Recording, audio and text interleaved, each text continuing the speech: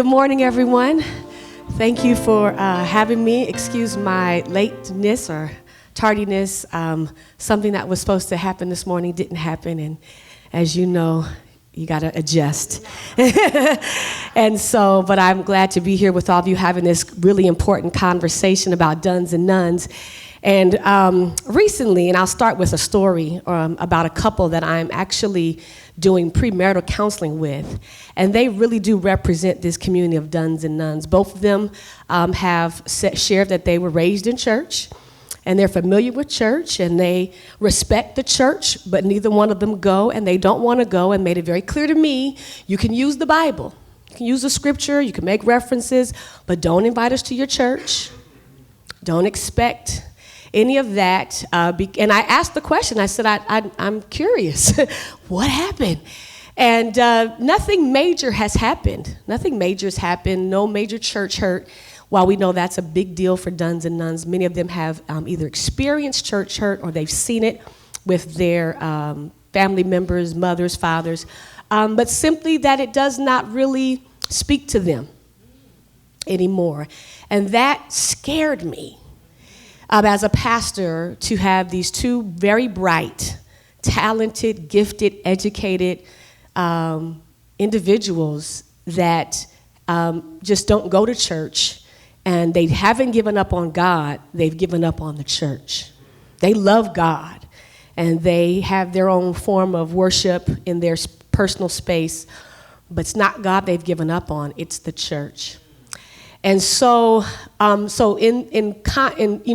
thinking about this, and I've had to walk very gingerly with them in premarital counseling, because I don't want to, a part of me doesn't want to further push them away. I'm actually hoping that something I say will get them at least curious enough to come to church and say, well, she seems kind of cool, so we'll go to her church. That's what I'm really praying. Let me just say something cool that is cool enough that they'll say, well, let us go check her out. But they really do represent this community that we're speaking of. And so this whole notion of giving up on the church is where I kind of want to hang out today for a little bit, and then I'll share. I'm not really sure what the format is, but how the duns and nuns have given up on the church. And it's not the building that they've given up on. It's not that. It's not the worship songs. It's not the text. It's not even the preaching. It's the people. The people sitting right next to them in the pews is what they refer to when they talk about giving up on the church, because there's something about what's not happening in the pew, between the pew and the pulpit, that's no longer speaking to them and no longer keeping them to keep coming back to their place in the pew. They no longer see themselves having a seat in the pew. The pew is no longer a place for them. And so when I say give up on the church, it's and I bring this up because for a long time, in kind of like the preaching circuit, I often got invited to preach young adult and youth services because people kept saying, well, you're a hip hop pastor. And I still don't know what that means. I still don't know what that means to be a hip-hop pastor. I like hip-hop music, but I don't really refer to much hip-hop music in my preaching. I don't rap. I actually preach pretty differently than any kind of rapper I've ever heard. So I'm not really sure what that meant, but what I did keep seeing was this attempt to try to win people over by ascribing a style, like rap style, hip-hop style, and that'll keep them in the pew. And it doesn't work, and it didn't work. And so the question becomes, what do we do to keep them in the pew, but also seeing themselves as one who belongs in the pew? Because that's where the kind of giving up has happened. They still believe in pastors. Why? Because they came to a pastor for premarital counseling. They still believe in the word because they still want to live right. They still want to be, within order to some degree, marriage, right? A sacrament, this institution made by God. So it's not that stuff they've given up on. It's that they don't see themselves, there's no place for them in the pew. And the question, the critique is, what are we not doing? Or what do we need to do more of so that these duns and nuns, these youth and young adults, and even some adults that I counsel, see themselves in the pew, that the pew is a place that is for me also, a place where I'm welcome, a place where I won't be judged out of my seat, a place where I am accepted. What are we not doing, and what can we do more of? I'll share another story with you. It's okay. It was my shoe. I'm actually counseling a young man, homosexual black male in his mid-30s, and he is dealing with all kinds of trauma, emotional trauma, by the messaging, because of the messaging he received as a boy in church. And now as an adult, he is dealing with all kind of emotional trauma. And the only reason he actually does come to church is because he sings well. But if it wasn't for his gift to sing, he wouldn't be in our church. He wouldn't be in church because he doesn't see a place for himself.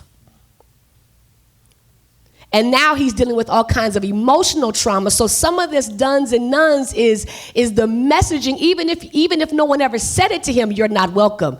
The messaging in the pew told him he wasn't welcome. The messaging in the pew told him something is wrong with you.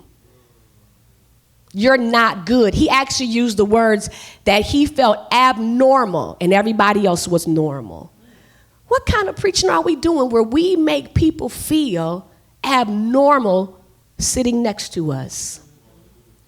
What are we what are we lacking to do? What kind of that people feel I'm abnormal or something's wrong with me, and I don't see that there's a place for me in the pew.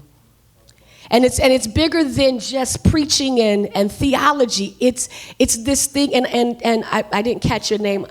Kay, hi Kay. It's this thing of not welcoming people. Jesus welcomed everybody. And I feel like I'm kind of preaching to the choir right now, or talking to the choir at least, because I think all of you, the reason you're here is because you feel similar to those of us on the panel and Dr. Herzig that we've got to do something. But it's beyond, after we leave here, how do we then make the pew available to all? How do we say to someone who doesn't look like us, walk like us, talk like us as individuals, but there is a seat for you right here. Come on, sit right here.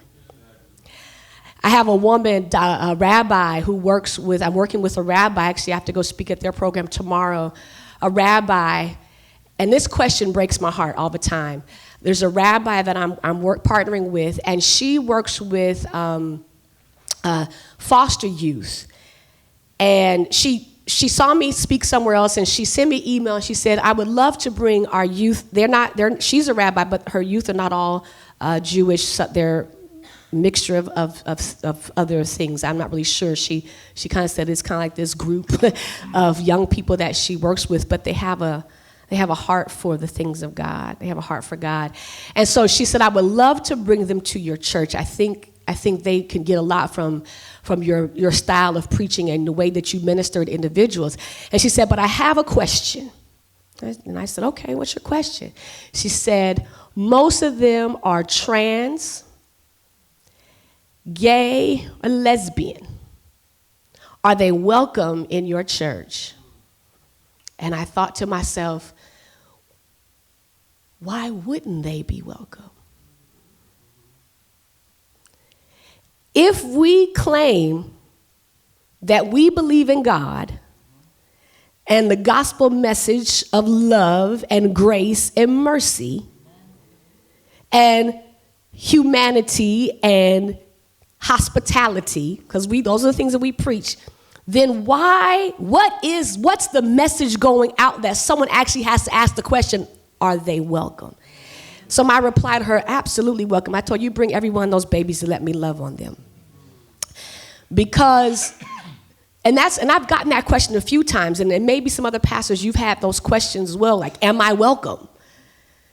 So there's a message that's being put out there that says, though my church may say, welcome all, it's not really holding true to that. The global message, the national message is not really holding true to the welcome all. So maybe we need to rethink welcome.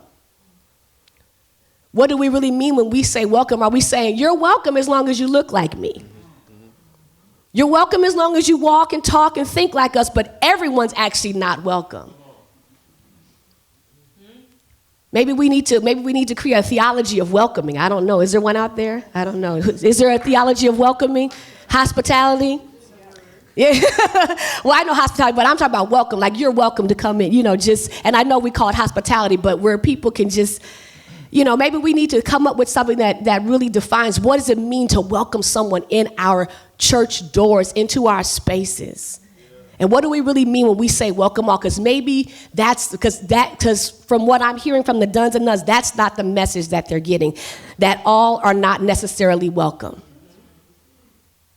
And so, so that's where I'm at. That's the things that are heavy on my heart, and the things I'm talking to God about is how do we, and I can only speak for my church and the ministries that I work with, is how do we really make it clear that when we say all are welcome, we mean all are welcome, and really helping people understand that when we say welcome, we are not saying, there's no contingencies upon that. There's no, do you meet the standard?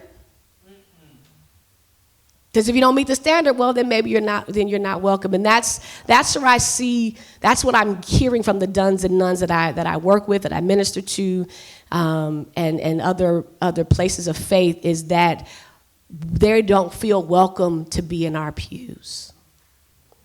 They don't feel welcome to be in our pews, and we've got to fix that.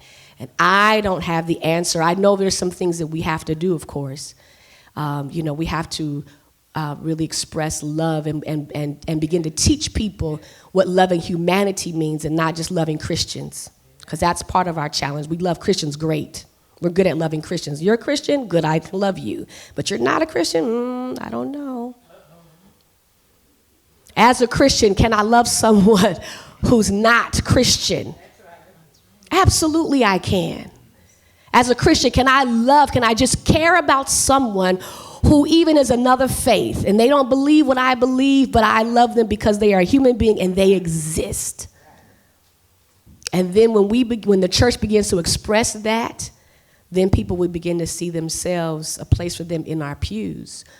So that's where I'm at.